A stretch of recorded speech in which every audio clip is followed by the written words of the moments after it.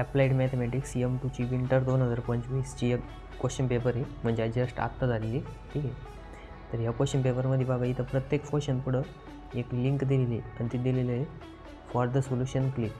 Suppose एखादा question आहे, आता सपोज फर्स्टमधला जो बी क्वेश्चन आहे तो दिला आहे बघा, तर त्याच्या पुढे एक लिंक आहे. जर तुम्ही तुम्ही क्वेश्चन पेपर सॉल्व करताय आणि सॉल्व करताना जर एखादा क्वेश्चन सॉल्व होत नसेल तर या समोरच्या लिंकवरती क्लिक करायचं आणि त्याचं व्हिडिओ सोल्युशनची व्हिडिओ ओपन होणार यूट्यूबवरती. ठीक आहे.